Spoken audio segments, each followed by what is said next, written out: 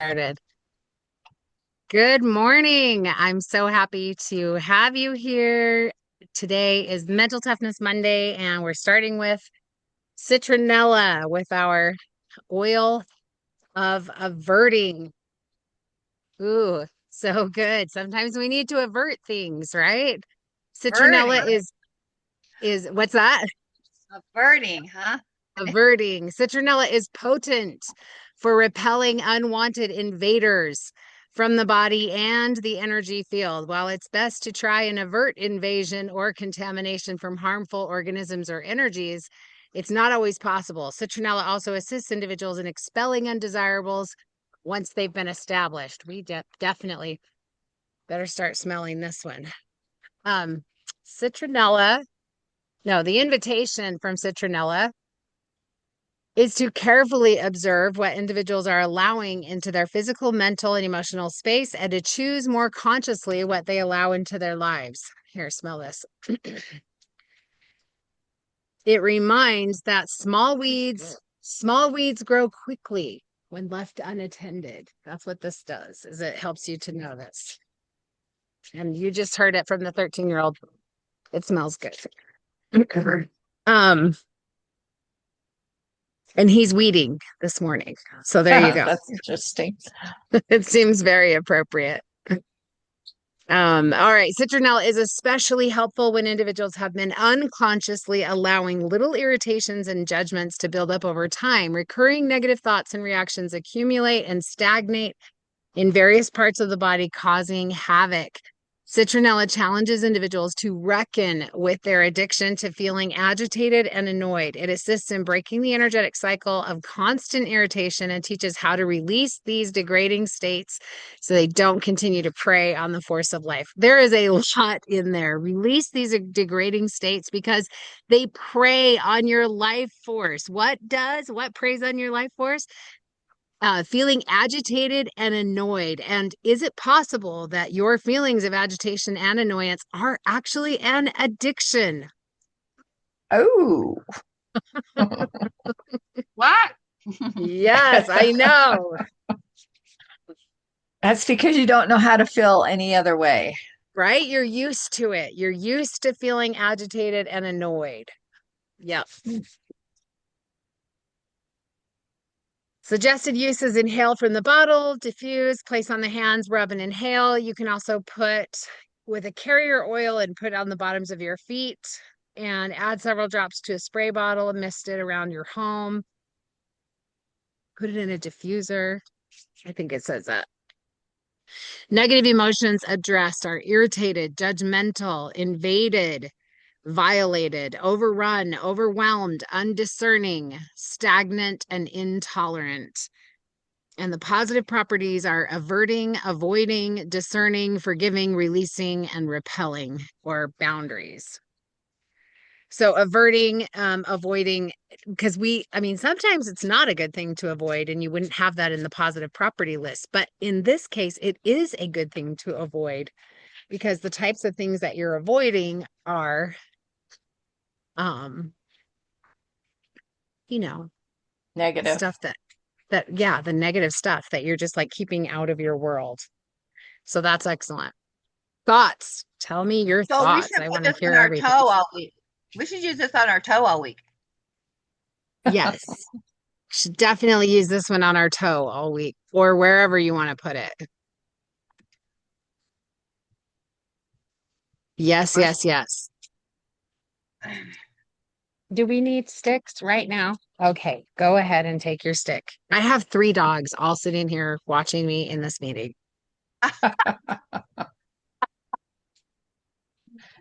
and they need sticks now. that's funny. So Yeah. this is the one that finally broke my it's like shower cleaner. This was the one when my uh master bathroom was so foggy with bearded look on my door. We took off the Bearded door look. and I made a spray bottle, a quart bottle with 15 drops. And every time I'm in there, I just spray it around. And And I, it's I mean, not Abode, it's citronella. I thought you did that with it's Abode. no. I always did it with this. I only did it with this. Wow. Well, there is citronella in abode also, but this is good to know. That's probably why. And so now you see, right? It helps to avert the invaders and not let them prey on your life force, which you definitely feel when you get into a beardy shower. It was horrible. I thought it was black mold. Awesome. All right, other thoughts about citronella and averting, ideas of how you're going to use this, who you're going to use it around. On I'm gonna use yourself first. Right. Go ahead, Sean. Tell us also where you're going to use it. I'm gonna use it around mosquitoes. Cause like Yes. you go to Walmart, you get the citronella candles. They smell pretty good too, but not as good as the essential oil. So right, we can avert those mosquitoes and all those thoughts that we want to get rid of. I Two in one love drop up, it. and it smells good. It smells great, really. So Yeah. Awesome. I love it. Yes. So avert the mosquitoes and avert the hey, I'd rather you do that job when it's hot because it's not hot yet. I know. I was doing this because it hurts when I breathe too much. I Go was doing it. go grab your gloves and keep going because let's finish. That's all right. Do what you're doing for a minute. All I right. thought Lisa tried to say something, but I didn't hear it. Who was trying to say something? Linda, Linda? did you say something, Linda? We couldn't hear you. Oh, I wasn't saying anything. I'll have to leave here soon. My nurse is coming, so when I leave, then you'll know why. I've Are just you had doing okay? surgery. Doing okay. Good. Good. Hopping right along, huh? Yes. All right. I love this one. Also, I'm glad you brought up mosquitoes and it also pairs well with lemongrass, lemon eucalyptus, forgive, thyme, cardamom, and niaouli.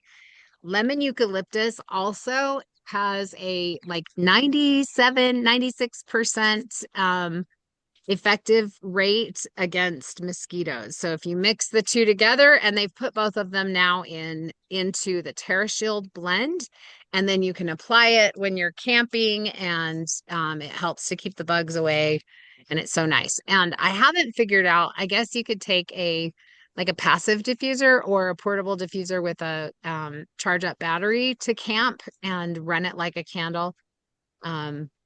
But yeah, lots safer for it won't start a forest fire, 100% guaranteed. So, Ow. Is that what the other ones do? well, I mean, if you take a candle, you could, right?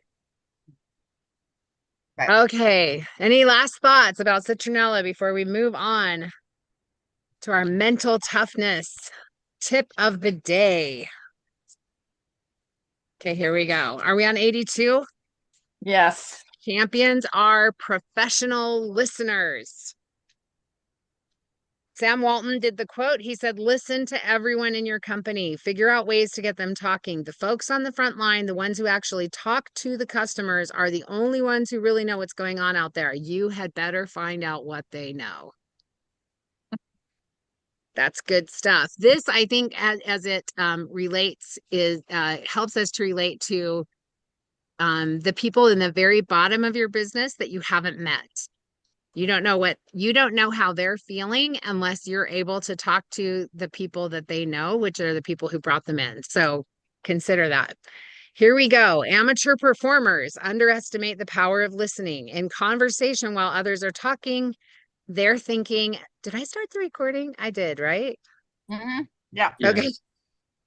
Amateur performers underestimate the power of listening. In conversation while others are talking, they're thinking about what they're going to say next. The pros are very different. They see listening as a key factor in uncovering what's really going on inside the minds of other people. Human beings are emotional creatures with a driving need to be understood, and yet 95% of us are not listening.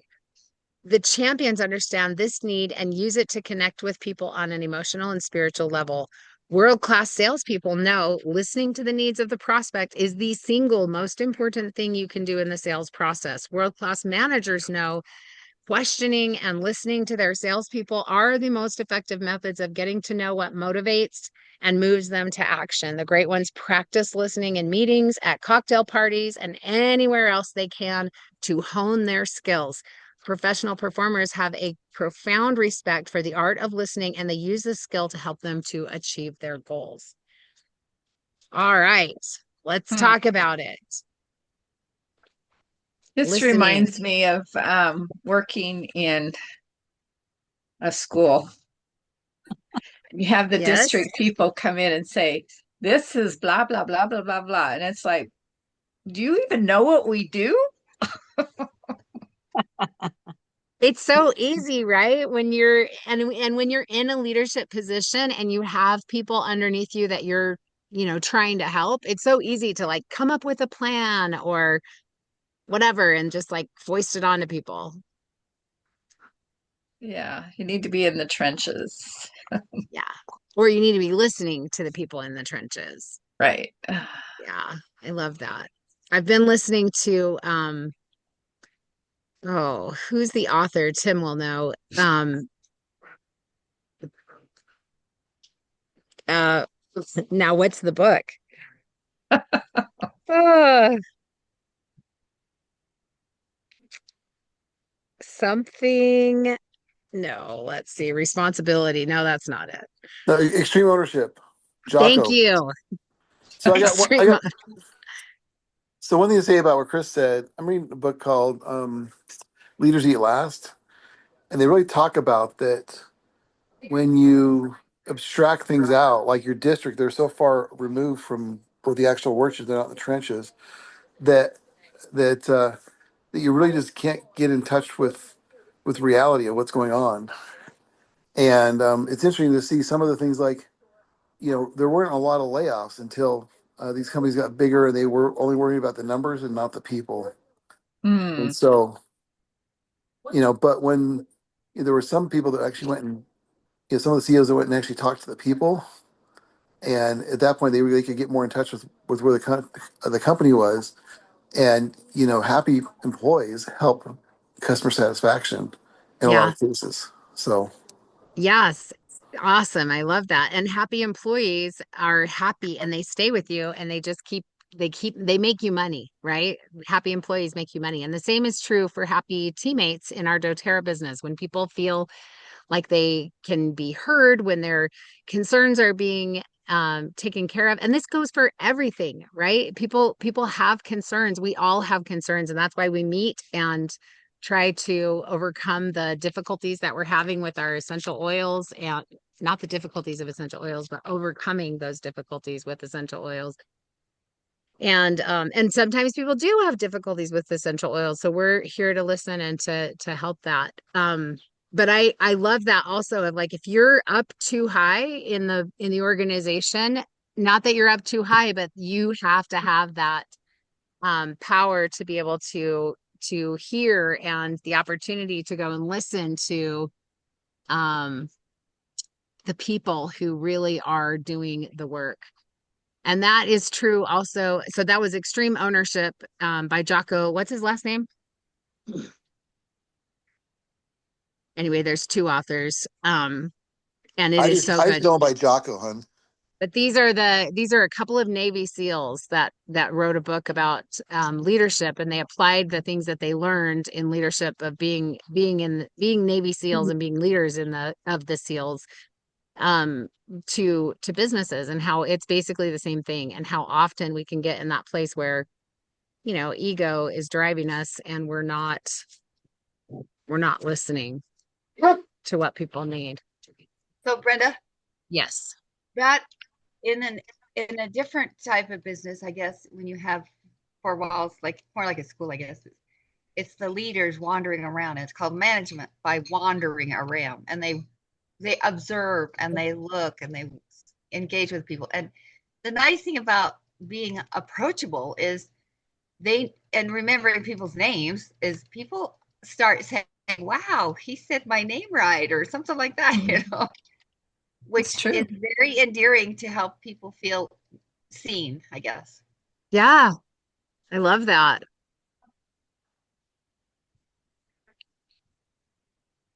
I'm on the school board at a local high school, and we just decided this week, we not like it was a hard decision to retain our director and actually and we wanted to also give him a raise because we wanted to see more of management by wandering around. We wanted him to have more connection to the students and be more in the halls and less worrying about the kinds of things that we've made him worry about last year.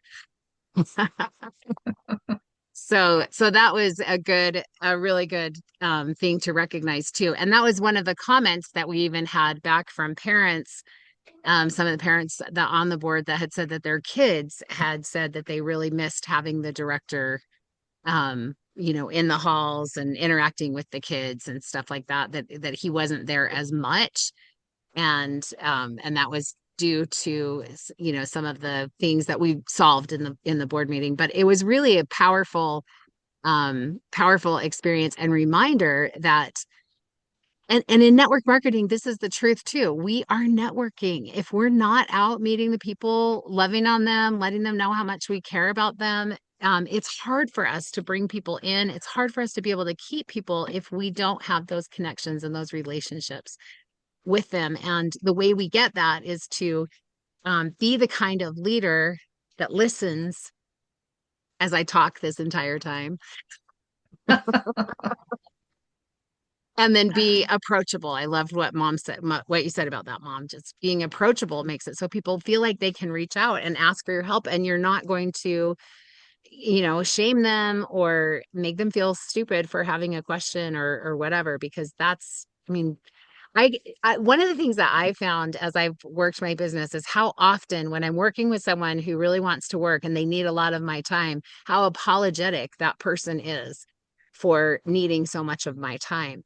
And I'm like, we really don't, maybe I'm not doing a good job of just like really helping all of you to understand this is my work. You guys are the thing that I most want to do is to connect with you and help you in the projects and the ideas and the things that you're doing. So definitely reach out. And also as you bring in people for your team, be that kind of leader also that lets them know that you have time for them, that they matter to you. And our compensation plan is built so that the better the people do on the lower levels, the better we all do. And I love that about doTERRA. All right, any other thoughts about professional listening?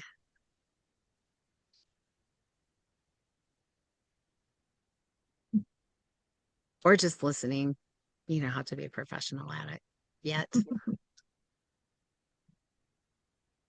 Hey, our action step today is strike up a conversation with someone to see how long you can keep that person talking. Practice listening at a higher level. Ask for clarification and for repetition of information. Try to get a sense of what this person is really feeling. Make a game out of getting good at listening, but not a game out of the people that you're listening to. I love this. And How to Win Friends and Influence People. My parents gave me that for Christmas a couple of years ago. I read it many, many years ago. It's absolutely one of my favorite books. If you haven't read it recently, hop back into it because it has some really excellent points of just being a good person, right? And sometimes we forget about that in our eagerness to like hit our next goal or something. And there's a world-class resource called Deep Listening. It's a book. It's by Robert Haskell, PhD. Has anyone ever read that? I feel like every time I got to this place, I was still reading something else. All right. Well, that one's recommended. So if you read it, we'd like a book report. Just a talking one. You don't have to submit a written one. Okay. Any other thoughts or questions before we wrap up our call this morning? I was just thinking today as we talked about listening, like you don't have to spend the whole day with someone to get to know about their day. And that's something I was talking with one of my friends, and we were talking about changing the questions we ask people because, right, we all ask, "How was your day today?" And everybody says, "Good." And then they ask how your day was, and you say, "Good." and then that's like kind of your conversation. And so we've been really trying to figure out what are some good questions that we can ask other people. And so like one that's kind of got some traction and been kind of fun is like, how's your summer going? Have you done anything fun? What are some cool projects you've been working on? And one of my favorite ones is if you could change the world, how would you do it?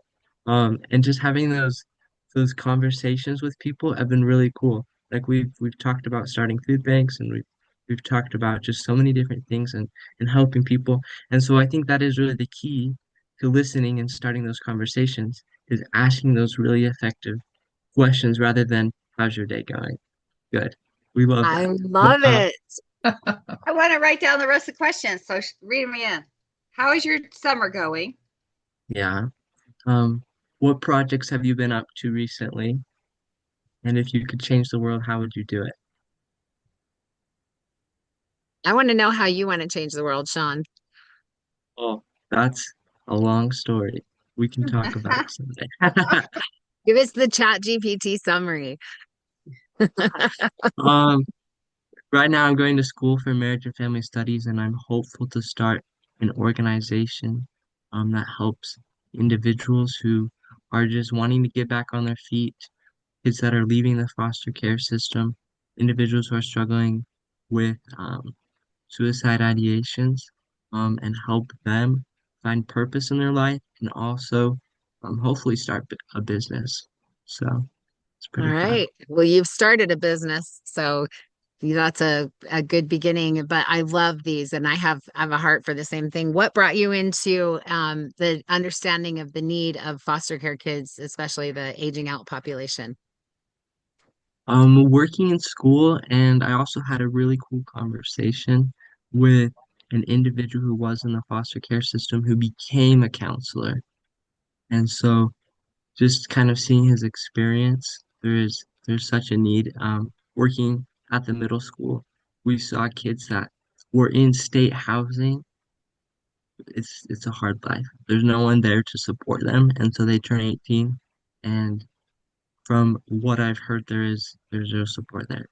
And so everyone needs someone in their corner in life. And so the way we can do that is the better. The more we can do that is really great. So. There is I know through the Christmas Box House, I think it is down here in Utah, they've started something, and there was a girl, and I can't remember if she grew up in foster care or if she just had a lot of friends in foster care, but that was one of the things. I'll have to find the name of the organization, but they were years ago just getting started and working to create just like not really care packages, but like um you know how, like, if you get married, then people give you all the stuff that you need to live on your own. If you go to college and you have a network, people know that you're graduating and what your next plans are, and they send you checks and money and stuff like that. If you are in foster care, then a lot of times those networks are not well established. And so as you're trying to move on to the next section of life, this was one of the things that they were doing was helping um to provide the physical things. But I love your idea, Sean, because I think that the thing they need more than physical things, which are really important because Maslow's hierarchy of needs is really a big deal. And I'm not saying that you can't survive without a bowl and a spoon for your Cheerios, but I am saying that it's definitely easier to not have to eat them out of the box or eat them dry and then drink the milk, right? But Mhm. but I do think also that um the connection, like how can we help these people to connect with each other? And this is the truth of addiction, and it's also the same truth of um suicidal ideation. It's because they feel somehow alone, and even if they have great connections, like what is missing in that innerest in the innermost part for them? And obviously they have to, there is a part of it that has to be them choosing into it, but what are the things that we can do as a community around, and just like what you're talking about. So I do think that you will change the world in this regard, and I'm totally on board with that. So let me know how I can help. Yeah, I definitely will. Yeah. Awesome. All right. Well, thank you, Sean. Let's see, Linda. Oh, Linda has a comment. Cool, Sean. That's so nice. You're trying to connect. And Mary said that her daughter is so good at getting to know people. She will ask us often what about our favorite part of the day, which is a different question than how was your day, right? What was your favorite part of today? That's another great question. Write that one down, Mom. Got it. All right. Thank you so much for joining us this morning. And we look forward to seeing you again next week. If you're catching us on the replay, please comment below, share your thoughts and any ideas or resources that you want to share. And thank you so much. Have a great mentally tough day.